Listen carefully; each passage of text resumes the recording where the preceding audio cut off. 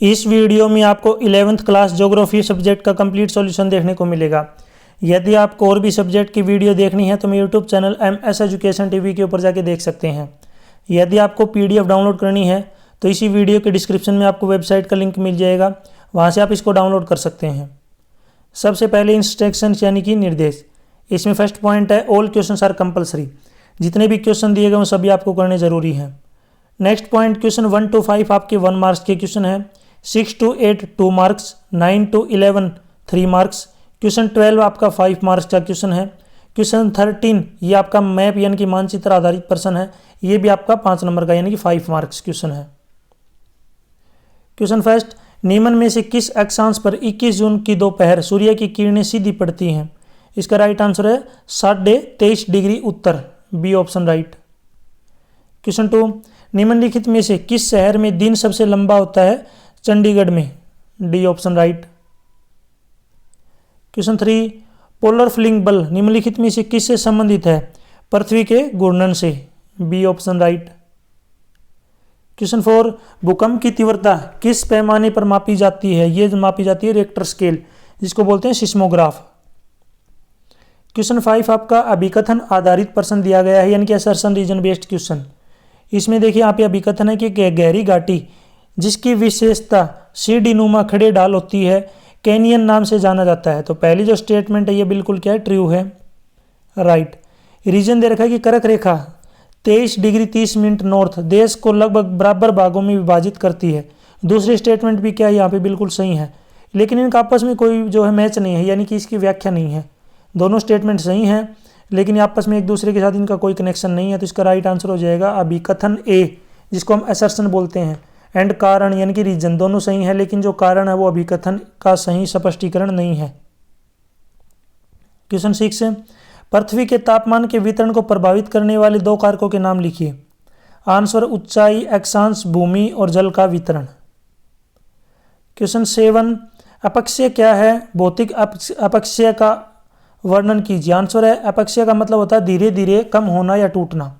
भौतिक अपक्षय जिसे यांत्रिक अपक्षय के रूप में जाना जाता है वह प्रक्रिया है जिसके द्वारा बाहरी ताकतों द्वारा चट्टानें टूटती हैं या आकार और बनावट बदलती हैं।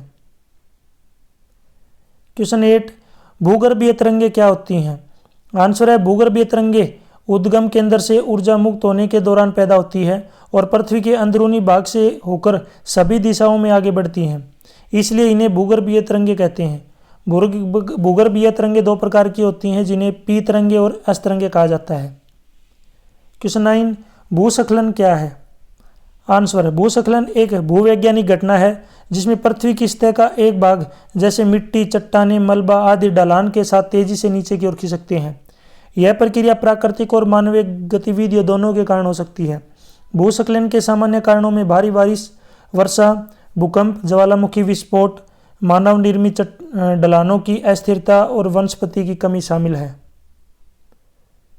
क्वेश्चन 10, अंतः उष्णकटिबंधीय अभिसरण क्षेत्र क्या है? आंसर अंतः उष्णकटिबंधीय अभिसरण क्षेत्र, जिसको बोलते हैं इंट्रोपिकल कन्वर्जेंस जोन, ITCZ, एक मौसम विज्ञान संबंधी क्षेत्र है जो पृथ्वी के भूमध्य रेखा के निकट स्थित होता है। यह वह क्षेत्र है जहां उत्तरी गोलार्ध और दक्षिणी गोलार्ध से आने वाली व्यापारिक हवाएं आपस में मिलती हैं। इस क्षेत्र में हवाओं के अभिसरण के कारण निम्न दबाव क्षेत्र बनता है जिसे गर्म नम हवा ऊपर उठती है और बादलों का निर्माण होता है।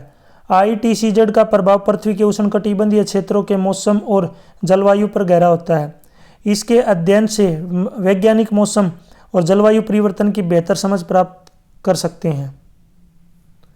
क्वेश्चन 11, पार्थिव व जोवियन ग्रहों में अंतर स्पष्ट कीजिए। तो इसमें देखिए सबसे पहले पार्थिव ग्रह है। पार्थिव ग्रह ठोस और चट्टानी होते हैं। पार्थिव ग्रह छोटे और घने होते हैं। पार्थिव ग्रह सूर्य के निकट होते हैं। इसमें दूसरा जो है ये है जोवियन ग्रह। जोवियन ग्रह गैसीय या तरल होते हैं। जोवियन ग्रह बड़े और कम घनत्व वाले होते हैं। जोवियन ग्रह सूर्य से दूर होते हैं। क्वेश्चन 12, पृथ्वी की आंतरिक संरचना का वर्णन कीजिए। अंदर की जो संरचना उसका आपको वर्णन करना है। इसका उत्तर है पृथ्वी की आंतरिक संरचना को मुख्य रूप से 3 प्रमुख परतों में विभाजित किया जाता है। यहाँ पे पहला है भूपरपट्टी, दूसरा मेंटल और तीसरा क्रोड। इसमें देखिए सबसे पहले भूपरपट्टी जिसको बोलते हैं हम क्रस्ट, यह पृथ्वी की सबसे बाहरी परत है और सिलिकॉन, एल्यूमिनियम और ऑक्सीजन जैसी परतों से बनी होती है। महाद्वीपीय परपट्टी लगभग 30 से 50 किलोमीटर मोटी होती है, जबकि महासागरीय भूपरपट्टी लगभग 5 से 10 किलोमीटर मोटी होती है। दूसरी सतह है मेंटल, यह परत सिलिकेट खनिजों से बनी होती है और लोहे और मैग्नीशियम की अधिक मात्रा होती है। मेंटल लगभग 2900 किलोमीटर मोटी होती है, यह भूपरपट्टी के नीचे स्थित होती है। नेक्स्ट पॉइंट है इसमें क्रोड बोलते हैं इसको कोर, यह मुख्य रूप से लोहे और निकल से बनी होती है। आंतरिक क्रोड का तापमान और दबाव बहुत अधिक होता है। क्वेश्चन 13, दिए गए भारत के रेखा मानचित्र पर निम्नलिखित को दर्शाइए। महानदी उड़ीसा में है, चिल्का झील उड़ीसा में, अरावली राजस्थान में, सुंदरवन पश्चिम बंगाल और केटू सीगर जम्मू कश्मीर में। ये आपको जो ब्रैकेट में दिख रहा है ये नहीं मिलेगा आपको, ये आपको खुद लिखना पड़ेगा। आपको केवल इतना ही दिया जाएगा कि महानदी, चिल्का झील, अरावली, तो ये आपको याद होनी चाहिए, तभी आपको जो इनको मैप में दिखा पाएंगे। मैप के लिए जो मैं अलग से वीडियो लेके आऊँगा आपको, जिसमें सभी जो जितने भी मैप हैं उन सभी को जो है दर्शाया जाएगा। और भी वीडियो देखनी है तो मेरे YouTube channel MS education TV के ऊपर जाके देख सकते हैं। यदि आपको PDF डाउनलोड करनी है तो इस कोने में या फिर आपको इस वीडियो के डिस्क्रिप्शन में लिंक मिल जाएगा, वहाँ से आप इसको डाउनलोड कर सकते हैं। आपको मुझे कमेंट सेक्शन में बताना है जल से वाष्प बनने की जो प्रक्रिया उसको क्या बोलते हैं। यानी कि जल जो है, समुद्र का जल आपको पता होगा, वो वाष्प बन जाता है, वाष्प, उस प्रोसेस को हम क्या बोलते हैं, ये क्वेश्चन का आंसर आप मुझे कमेंट सेक्शन में बताएंगे। Thanks for watching.